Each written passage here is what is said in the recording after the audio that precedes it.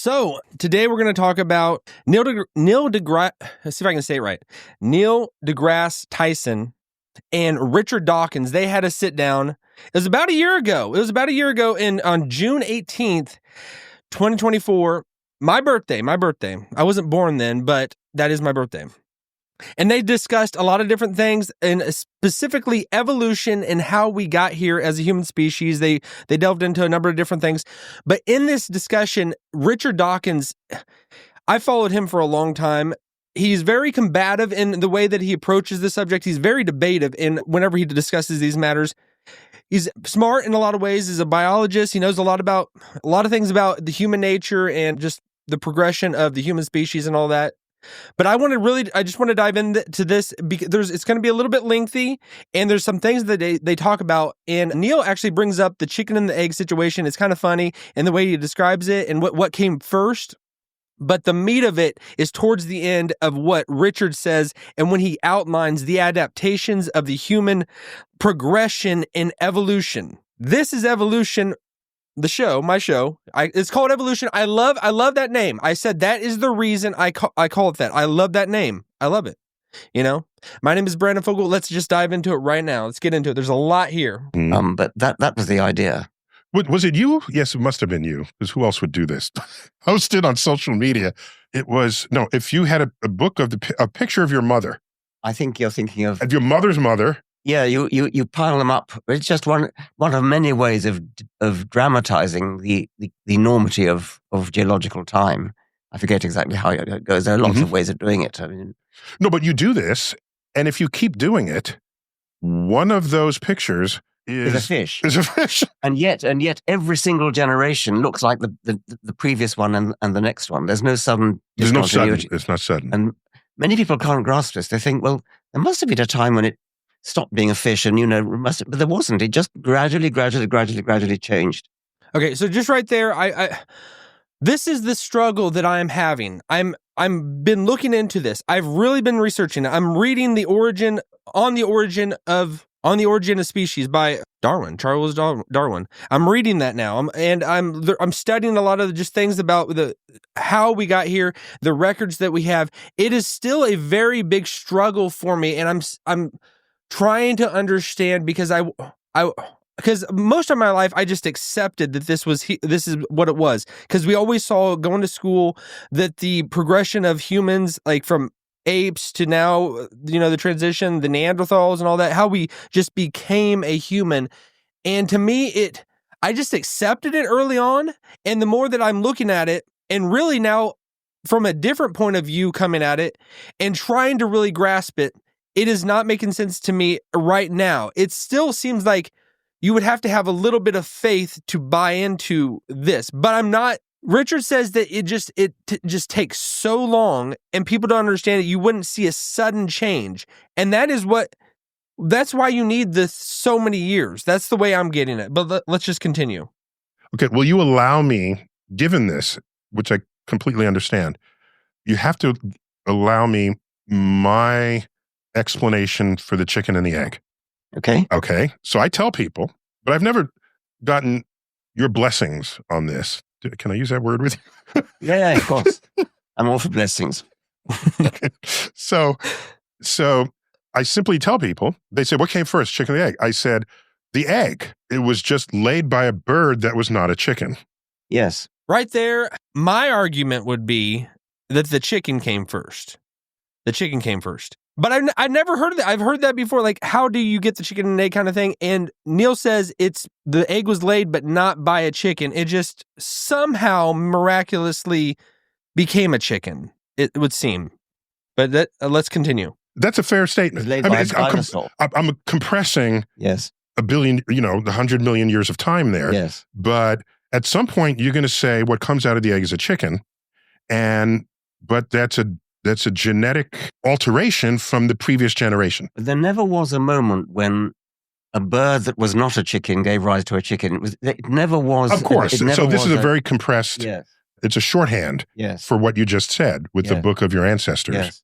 Going back to the fish. Yes. I once had a letter from a lawyer who said, roughly speaking, evolution can't be true because a species is defined as members can always interbreed with each other. And you can't imagine that there was a time when child generation was incapable of breeding with the previous generation. Of course, you couldn't. But he thought that meant that somehow evolution was invalid. He couldn't grasp that everything was specially created. Yeah. Everything is, it's a gradual process all the way through. And as you step back through your ancestors, they become slightly less like a human, but you never notice it as you walk past them. If you imagine... I want to see it. Okay.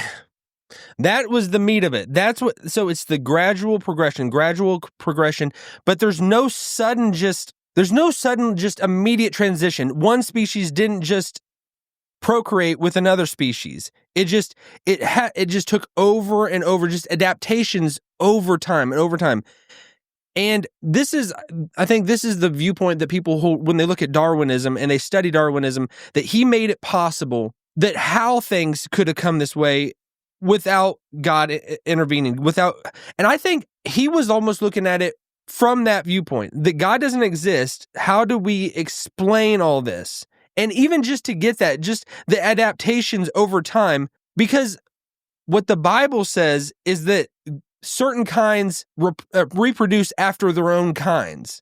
And I think even as we see right now, you can't have, I guess if you're just thinking of, so right now we got dogs or wherever they are at, right? Whatever they're going to morph into, whatever species right now is, they're going to morph into by just over and over within that own species. It's just reproducing, and then it suddenly becomes something new. It's just something new. There's after a period of time, it just becomes something that is not what it was before. Not what it was before. And that's a struggle for me, because to even take that on, you would have to have some faith that is what happened. Because even if we go through just history, and we can only go so far back, we only have records of so far back, and it seems like thousands and thousands of years ago, there was still, the animals that we have then are the ones that we have now.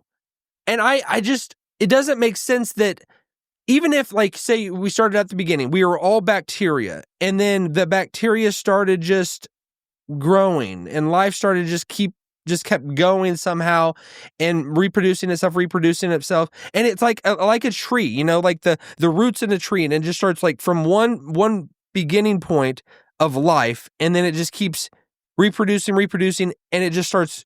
I kind of get that viewpoint, but it doesn't make sense, because it doesn't at all. That is something people don't buy into miracles in the Bible because they don't happen.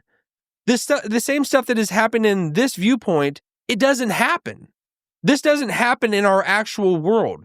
This of one thing becoming something else. Birds, the birds that we see in like the Galapagos Islands, Darwin went and he saw one finch over here and another finch over here, and the way that they kind of grew based on their environment and all that. It doesn't seem plausible to me that just because one thing adapts to its environment, that it becomes another thing. A bird doesn't suddenly just become an elephant. Certain things, like even if you try to crossbreed things, which like, is it you make a donkey and a horse and it creates a mule, but then a mule cannot reproduce any further? It seems like God has put gaps in place, stop gaps, that things like this can't happen. A woman or a man can't have sex with an animal and then have a new thing. A thing doesn't come into existence, doesn't actually have a baby. I don't see that. That doesn't make sense to me. But I guess if you're saying it within your own kind, so like, I guess right now we are humans and we are only be able to procreate with humans, and eventually something's going to emerge out of us. Maybe that's the way that is taking this. And I get sort of what they're saying, but to me, no matter how much you stretch this and try to like understand it, it takes an element of faith. You have to have some type of faith to agree with this. That's my whole thing, like even within the human species. So like, it is something that like kind of always trips me up, is that we do have everybody has all different skin colors. Like, how did that all happen? And I'm kind of throwing this in here because according to, does that mean one of the races is the better race? that is going to be the naturally selected one that continues, and the other ones are kind of going to go away or somehow fall out of the whole chain of everything? Is that something within that worldview? Is that viewpoint that natural selection is making its thing? Because that has always tripped me up. Like, how did we become? Even if so, God made all humanity from one man. That's because that's my viewpoint. He made it from. But how did we all get the different colors of skin and different? The only thing that I can make sense of that, and this is kind of a little bit different than what they're discussing, but the God creates everything, and then whenever he separates the peoples and across the world, and then one group of people is in one area of the world, another group is another area of the world, and they start adapting to their environment, and then maybe just that descent, and then they become more and more like that pigmentation, that color, and that different ethnicity and all that. That's the only thing I can make sense of that, because that is something I'm curious about. Like, I've always, even as a believer in God, like how that happened. Is that maybe fall more in line with the evolutionary progression of the human species? Is that an explanation for it? Like, or is that something completely out of left field? Because that is something I've always been curious about. Like, how did we all become so different? Either way, God makes it clear that everybody is made in the image of God. All humans are made in the image of God, and that we all have this same inherent value. Because that's the we are all on the same playing field. We are all as equally valuable as each other. But if evolution is correct, and we're just really just becoming more and more pristine and more better, and just survival of the fittest kind of thing, is that why is the only thing that makes sense of it that eventually one race is going to eclipse the other? I'm just trying to look at it from both points of view. But and now I just think of the next step in whatever the viewpoint of evolution of where we would be going. Is that where we start like connecting ourselves with technology? Is that the viewpoint that we're going to take? That we can all we're all here as humans. Now we can kind of link arms together and become joined to computers and the digital age. Is that the next step in evolutionary theory? This whole sit down and talking about Dawkins, because I'd love to hear more about what he has to think on this. And I know he has so many things out there, and I've followed so many, but it's still not convincing to me. And I'm trying to be as open to it as possible, because whenever I look at these things, I don't see one animal that's on land just suddenly become an animal that's in the water. Like that's the whole whale thing. They see bones within a whale that kind of are similar to land mammal bones.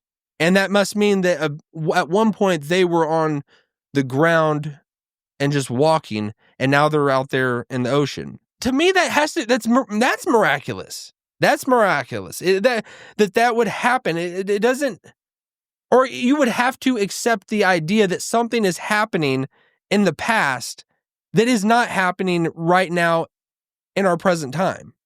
And that's why so many people that don't like miracles, and it can't be scientifically proven, because it's not happening now. People don't rise from the dead, but somehow somebody rose from the dead, 2,000 years ago. It's just it's a clash of worldviews, but it's still very interesting to me, and I hope it's interesting to you. I hope these things are something that you think about, because at the end of the day, life isn't about money. Life isn't about, just building your bank account and just getting more success and prestige in this world and whatever you think in the here and now, because eventually it's not going to last forever. So what is beyond this world? What is beyond this world? And I think there's good evidence that there is something beyond this world. So we'll leave it at that. If you've enjoyed this video, make sure you smash that like button and subscribe to this channel. My name is Brandon Fogal. I do this every day at 7 a.m. Have a great day.